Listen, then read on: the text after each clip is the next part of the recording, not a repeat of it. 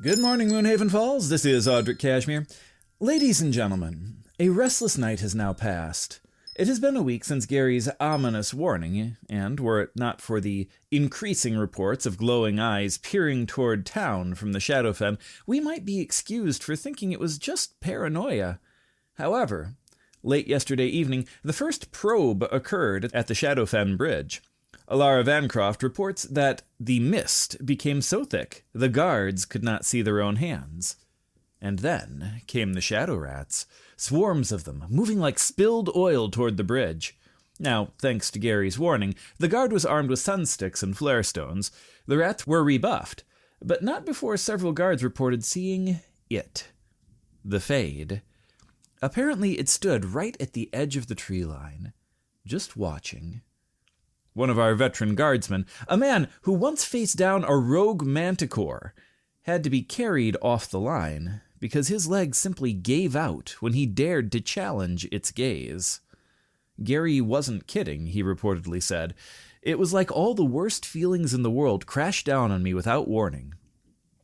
He was released after a short observation and is expected to make a full recovery, rejoining the ranks tomorrow morning. The bridge is secure for now, but Alara has declared a sunset to sunrise curfew for the Eastern District. Stay in the light, Moonhaven. It would appear that the darkness has decided to test our defenses. This is Audrick Cashmere with the Crystal Network. Good morning, Moonhaven Falls. This is Ignis, the Scaled Sophisticate. Timmy informed me this morning that the local blacksmith has begun crafting a two-wheeled mountain climber based on last week's third hurdle. While I admire the initiative, I would suggest practicing on the flat cow pastures before attempting to ride it down from Bahamut's plateau. Gravity is a far more demanding teacher than even I. It is, however, quite gratifying to see you all engaging with the mechanics of the world around you. You are learning that every object has a story, every story has a structure, and every structure has multiple possible paths. Now, the answer to last week's riddles are as follows: a fishing net, a forge bellows, a bicycle, sand, a painting or art if you prefer, chainmail or a hauberk, and a reputation or legacy. This week we will look at the things that hold us, the things that guide us, and the things we often take for granted until they're gone. So let's begin the first of 7 riddles. I have feathers but cannot fly. I have a case but am no lawyer. I have a heart of down and a body of cloth. I am the first thing you seek when the candles are blown out. What am I? The first of 7 more keys to the kingdom of the mind. Timmy has been instructed to keep a tally of the most creative wrong answers again. Do try to make him laugh. It's quite good for his constitution, you know. Until next week, Moonhaven, keep your wits sharp and your wheels steady. Hello, Moonhaven Falls. The weave is thick with portents and nudges today, and I can almost taste the ozone drifting down from the Serpent's Tooth Mountains. I am Selene Meadowlight, and this is the Magic Minute. The leading story today is the Echo Stones of the Shadowfen, because this morning, while returning from the ruins of the Shadowfen, a local adventuring party is bringing back a collection of what they are calling Echo Stones. They should be arriving at the gate with them shortly. These small porous rocks appear to record the last 3 seconds of sound they hear, and then repeat it, backward, every hour on the hour. While the Academy will likely suggest that they were once used for ancient choral arrangements, in the here and now, they are most likely to be used by local pranksters to make the town guard think there are ghosts whispering in the barracks. Alara, if you're still listening, I do suggest earplugs after your shift tonight.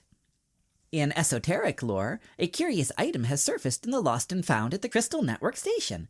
It's a heavy pewter mug that keeps any liquid inside at exactly 32 degrees Fahrenheit. It's a marvel of minor cryomancy. However, you should be warned, the handle is not enchanted. If you leave it sitting too long, it will likely fuse to the table, and potentially your hand. Magic is rarely concerned with your comfort after all, only its own function. Now, let us address the laws of reality. 5th magical revision. I'm thinking today we should cover the law of unseen strikes. This is perhaps the most misunderstood thread in the tapestry of combat. Here we go. Is this about the invisible bandit incident again? Why, yes, Audrick, it is. Now listen. If a creature is invisible, it gains advantage on its attack because its foes cannot see its movements. Conversely, those trying to hit the invisible creature have a disadvantage. This is the law. Well, I mean, that seems fair. If I can't see where the sword is coming from, I'm probably going to get poked. Well, yes, but here is the snag. Because even if I cast see invisibility, even if my eyes have been opened to the ethereal plane and I can see the bandit as clearly as you, the law of the weave states that the bandit still has advantage on me, and I still have disadvantage on them. I'm sorry, run that past me again? You can see them. You just said you can see them clearly. Well, clearly is a bit of an exaggeration, actually. The invisible condition is a physical state of being, not just a visual one. The law dictates that the benefits of the condition remain as long as the condition itself persists, regardless of whether or not the observer has magically bypassed the visual component. Selene, I say this with all the respect due a primary contact for the town. That has got to be the most wizarding thing I have ever heard. I can see you perfectly, but the universe says I can't hit you as well because you are technically supposed to be hidden. It's a loophole! The universe should not glitch like that! The universe doesn't have glitches, Audrick. It has complex interactions. It's a glitch. I'm calling it a glitch. It is a glitch. If I can see the nose on his face, I should be able to punch said nose without the disadvantage of the cosmos weighing down my arm. Think of it more like using a second sight to look into the present and being about a half second behind. Plus, it's more like seeing a vague outline rather than seeing a person standing in front of you. If that doesn't work for you, then take it up with the DM, Audrick. I merely report the visions. I don't weave the silk. The DM? I meant the gods, of course. Anyway, may your sight be keen, even when the law says it shouldn't matter. Good day, Moonhaven Falls. Selene, what did you mean when you said DMs? Why do I get a shiver down my spine every time I... Selene? Selene! It's another beautiful 70-degree day here at the Moonhaven Town Square. The sun is shining, the falls are misting, and, if you're anything like me, your traditional ice cream is likely a sticky puddle on your shoes within 5 minutes. But wait, what's this? A revolution in refreshment? I am standing here with the local kids club at the no-melt snow cone stand, using proprietary packing techniques involving the magical waters of our very own fountain. These young entrepreneurs have solved the summer's biggest problem. It's magic in a cone! That's right. These snow cones are magically stabilized to stay crisp, crunchy, and freezing cold, as long as you stay within the bounds of the town square. Try the dragon fruit fire, the Shadowfen lime, and our bestseller, Gary's grape gravatis. It's the only snack that lets you take your time. Read a book, watch the sky for dragons flying past, or just soak in the mist. Your snow cone ain't going anywhere. And remember, every copper spent goes directly to the Kids Club Fund. Rumor has it they're saving up for a field trip. So, the no-melt snow cone stand, located right by the fountain. Get them while they're cold, which is, technically, forever.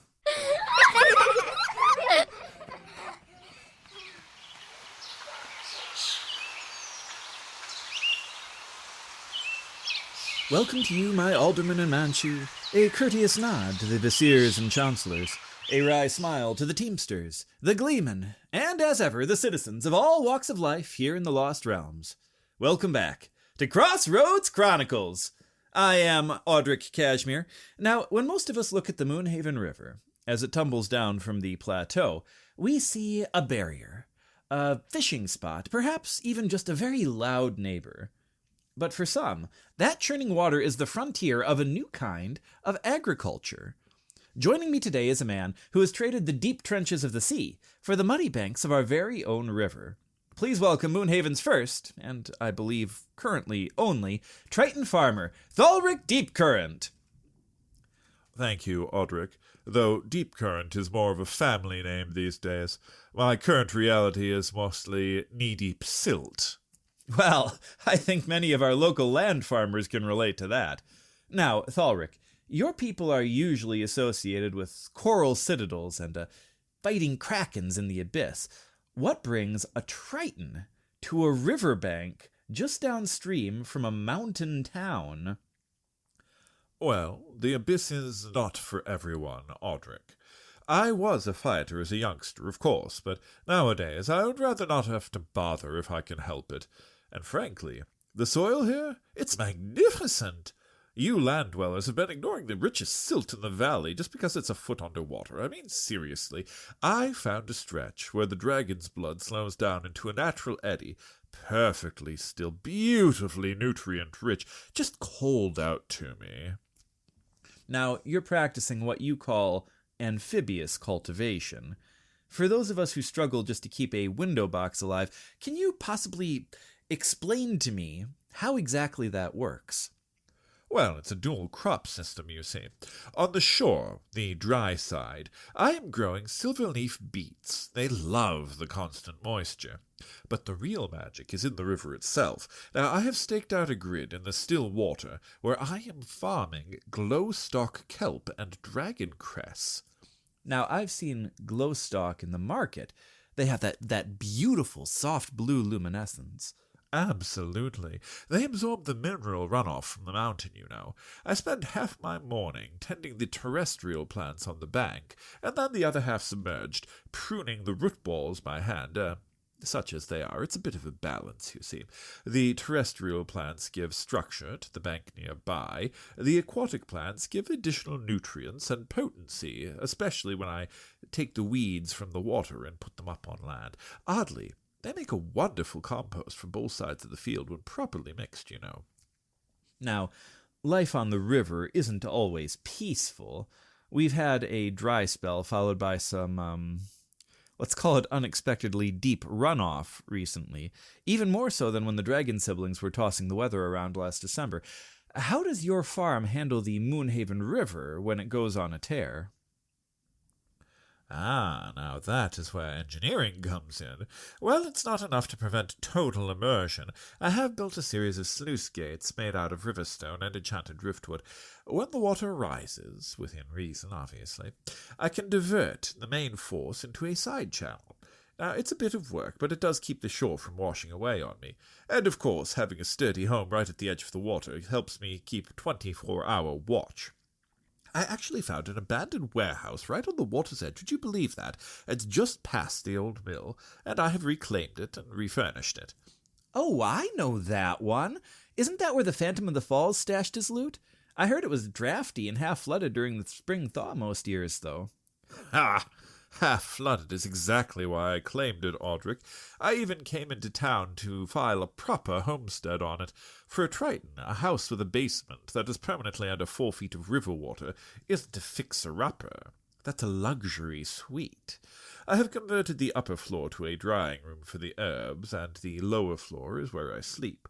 Nothing like the sound of the river through the walls to help you drift off peacefully.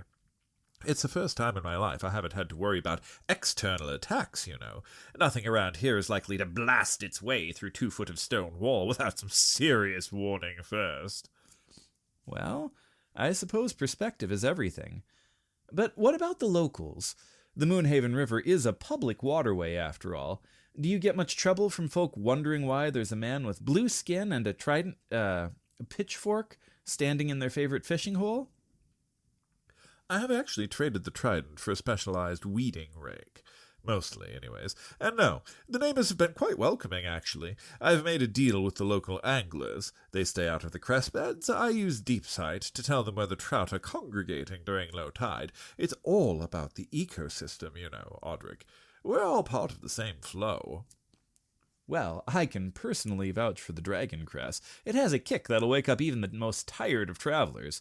Better than coffee, even. And Timmy will vouch for how close that is to blasphemy coming out of my mouth. Now, Thalric, it has been a pleasure. If any of our listeners want to see the future of farming, they can find you just south of the falls?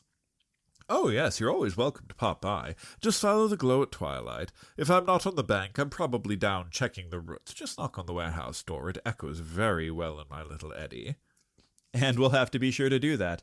That was Thalric Deepcurrent, bringing a bit of the ocean's wisdom up to our little mountain waters. I am Audrick Cashmere, and you're listening to Crossroads Chronicles here on the Crystal Network. Good evening to you, ladies and gentlemen. This is Morwin Brightseen with the Dungeon Delvers Report. We are opening up this evening with an urgent administrative alert regarding the Shadowfen located southeast of Moonhaven Falls. There is heavy speculation that the current level 0 hazard rating, a holdover from when it was just a soggy bog, is about to be officially upgraded to a level 4 lethal sector. Now, as a reminder, that means only adventuring parties silver rank or above are recommended, and that civilians are strongly discouraged from entering the borders for any reason whatsoever. Gary's warning of the Fade, or Mistwalker if you prefer, has the town guard on high alert, as does the early morning probe of Moonhaven's defences earlier today. Now, the entity's presence is confirmed to be amplifying the aggression of both the Shadow Rats and the Rift Vipers, which are currently appearing to act as the creature's eyes and teeth in the deeper muck. In addition, we've been getting scattered but unconfirmed reports of additional anomalies in the fen. Beyond the known shadow beasts, several unconfirmed reports have reached my desk from traumatized trappers. The first of which is being called the Beast of Beckley. Witnesses describe a hulking, four-eyed hybrid of a cat and a bear that stalks the tree line with an eerie silence. While it has not been particularly aggressive, it also seems to hold no fear whatsoever of other creatures or beings. We also have reports that the local splinter cat has survived the flood and is feeling particularly rambunctious, so watch out for down timber. For those of you who rarely venture fenward, you should be aware that this here massive, mastiff-size feline enjoys encasing itself in lightning and headbutting trees to splinters. It also has no problems whatsoever defending itself. Most unsettling, however, is a new addition to the fen. It appears to be a carnivorous, deer-shaped predator that has been seen standing and walking on its hind legs like a man. It is said to be highly territorial and aggressive, and currently has the moniker of a not deer.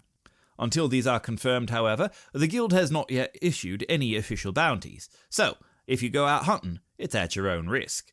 Alara Bancroft, however, is actively dissuading people from exiting the East Bridge at this time, as even the road around the fen has been deemed hazardous. Up next, we have an update on the Sunken Bone Cavern in the south coast. The site remains uncleared.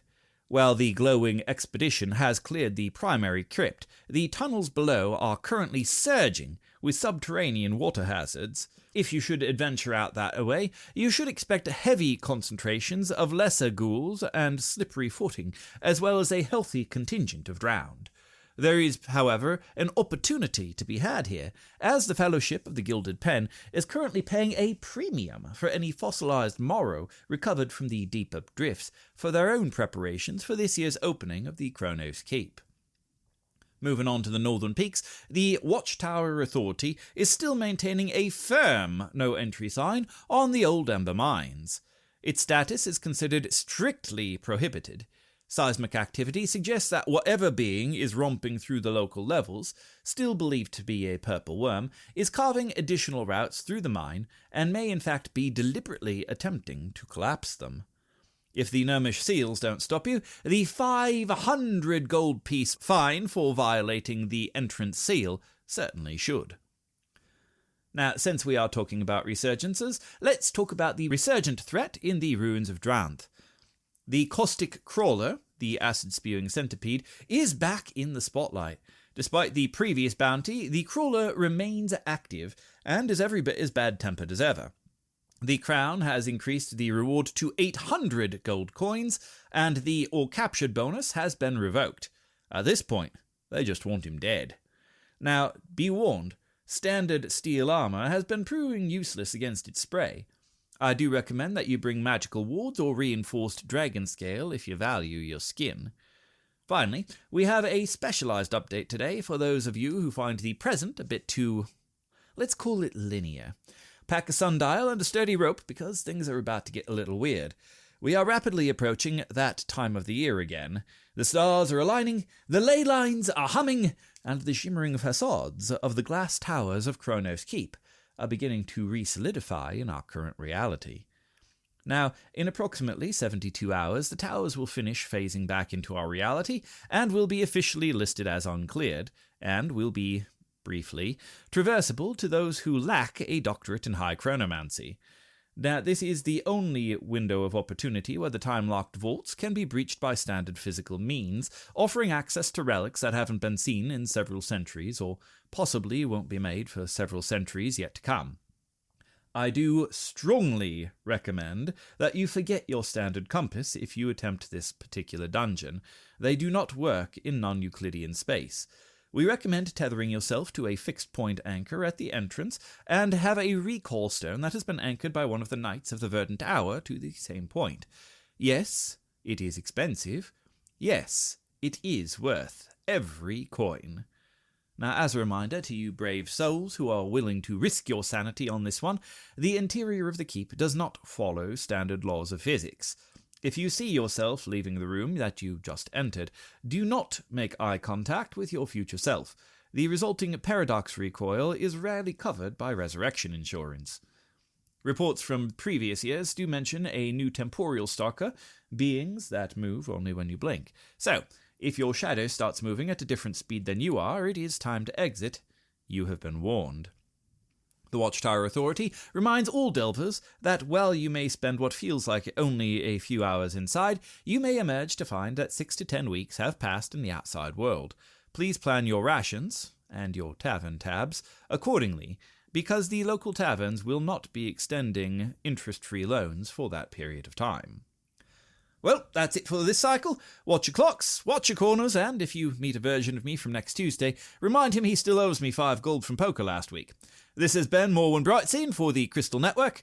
Clear a path, watch your flank, try not to get eaten, and keep an ear on your crystal, because you're listening to the Crystal Network.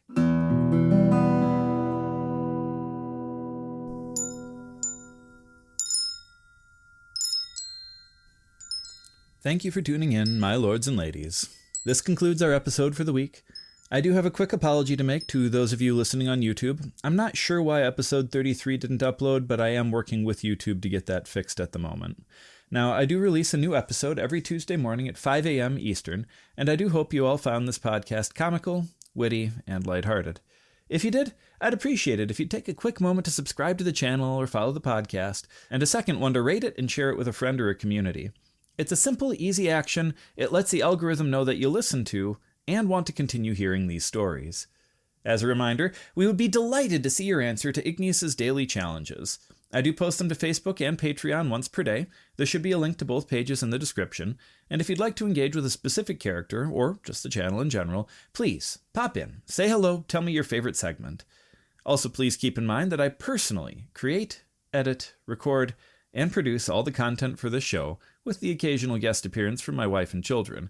So, if you'd like to buy any of us a cup of coffee or a bottle of lemonade once per month as encouragement to continue creating it, we would gratefully accept. Thank you to all of our supporters.